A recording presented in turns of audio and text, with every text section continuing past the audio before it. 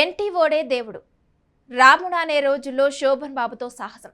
Cinema ఫలితం ఏంటంటే Telugu cinema చరిత్రలో కొన్ని సినిమాలు కేవలం సినిమాలుగా మాత్రమే మిగిలిపోవు. అవి ఒక సాహసంగా నిలుస్తాయి, ఒక నమ్మకంగా నిలుస్తాయి.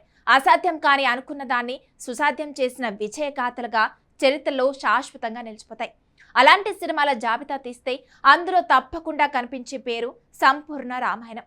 ఇప్పుడు రాముడి పాత్రను చాలా మంది హీరోలు పోషించారు, కానీ ఒకప్పుడు పరిస్థితి అలా కాదు. తెలుగు ప్రేక్షకుల మనసులో శ్రీరాముడు అంటే ఒక్కరే, ఎన్టీఆర్.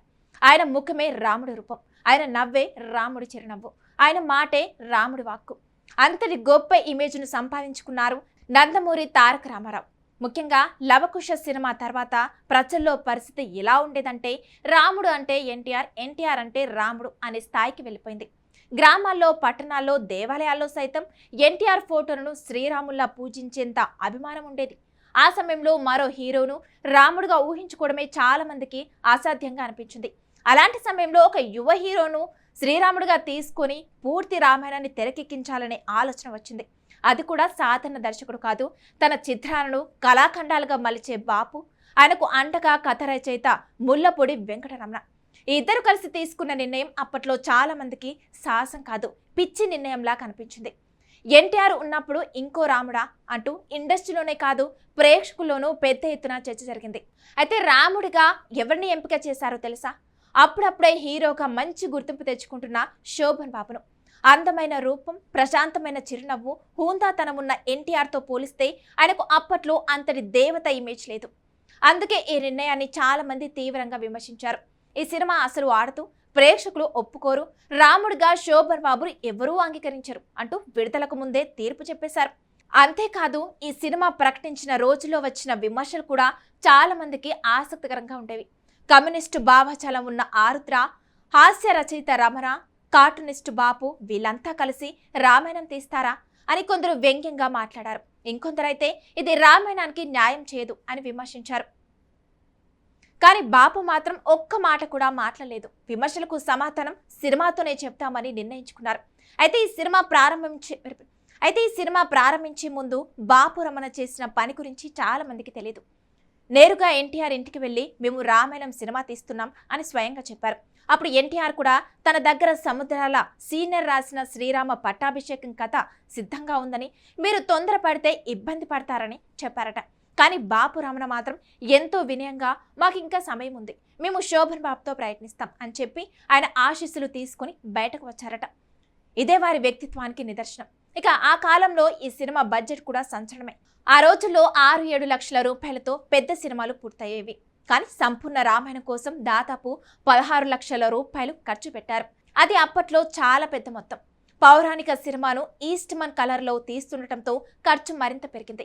ఈ రోజుల్లో ఈస్ట్మన్ కలర్ ఫిల్మ్ మార్కెట్లో సులభంగా దొరికేది కాదు. ప్రత్యేక అనుమతులు, ఇంపోర్ట్ లైసెన్స్ తీసుకొని ఫిలిం రీల్స్ తెప్పించాల్సి వచ్చేది. అయినా ఎక్కడ రాజీ పడకుండా అత్యున్నత సాంకేతిక ప్రమాణాలతో సినిమాను తీర్చిదిద్దారు. సినిమా కోసం నటీనటుల ఎంపిక కూడా చాలా ఆసక్తికరంగా జరిగింది. శోభన్ బాబు శ్రీరాముడుగా నటిస్తే సీతగా చంద్రకళను తీసుకున్నారు. అయితే కైక పాత్ర కోసం జమునను అడిగితే ఆమె మాత్రం నాకు సీత పాత్ర కావాలి అని చెప్పారట. కానీ బాపు రమణ ఎంతో ఓర్పుతో ఆమెను ఒప్పించి కైక పాత్ర చేయించారు. ఆ పాత్ర చేసినందుకు పారితోషికం బదులుగా కొత్త అంబాసిడర్ కారును బహుమతిగా ఇచ్చారు. అప్పట్లో అది చాలా పెద్ద గిఫ్ట్. మరోవైపు రావణుడి పాత్రలో ఎస్వి రంగారావు నటించారు. షూటింగ్ మొదటి రోజే సీత వేషంలో ఉన్న చంద్రకళను చూసి సరదాగా చేసిన కామెంట్ ఇప్పటికీ చెప్పుకుంటారు.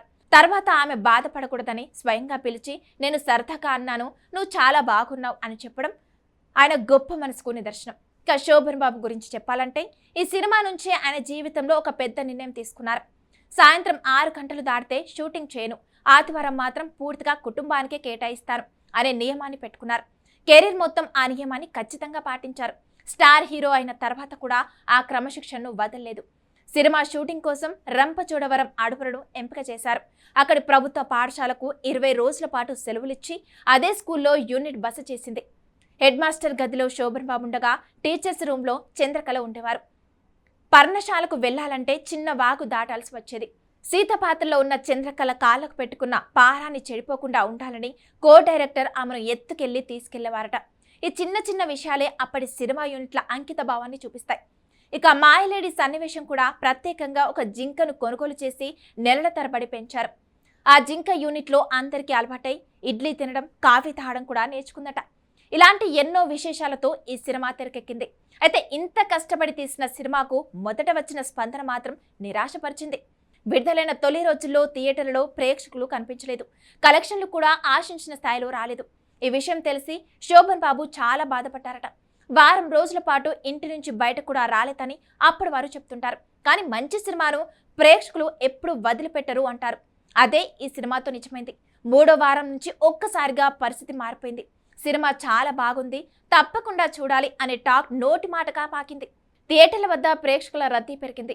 ఊళ్ళ నుంచి బళ్ళు కట్టుకొని కుటుంబాలతో కలిసి ప్రజలు సినిమా చూడటానికి రావటం మొదలైంది. లవకుశ తర్వాత అలాంటి దృశ్యం మళ్ళీ సంపూర్ణ రామాయణంకే దక్కింది. ఆ తర్వాత ఈ సినిమా క్రియేట్ చేసిన రికార్డులు తెలుగు సినీ చరిత్రలో ప్రత్యేక అధ్యాయంగా నిలిచాయి. 10 కేంద్రాల్లో 100 రోజులు, బెంగళూరులో 100 రోజులు, ముంబైలో 100 రోజులు, హిందీలో 70 అక్కడ కూడా ఘన విజయం. 15 ఏళ్ల తర్వాత రిలీజ్ చేసిన 100 రోజులు ఇలా పౌరాణిక చిత్రం సాధించిన విజయాలు నేటికి ఆశ్చర్యమే. అంతిమంగా ఒక విషయం మాత్రం స్పష్టంగా చెప్పాలి. ఎన్టీఆర్ మాత్రమే రాముడు అనే భావన బలంగా ఉన్న రోజుల్లో శోభన్ బాబును రాముడిగా ప్రేక్షకులు అంగీకరించేలా చేయడం చిన్న విషయం కాదు. అది బాపు రమణల దూరదృష్టి, శోభన్ బాబు నటన, మొత్తం యూనిట్ అంకితభావం కలిసి సాధించిన అద్భుతం. అందుకే సంపూర్ణ రామాయణం ఒక సినిమా మాత్రమే కాదు, తెలుగు సినీ చరిత్రలో ధైర్యానికి, నమ్మకానికి, కళాత్మకతకు నిలవెత్తు నిదర్శనంగా చిరస్థాయిగా నిలిచిపోతుంది.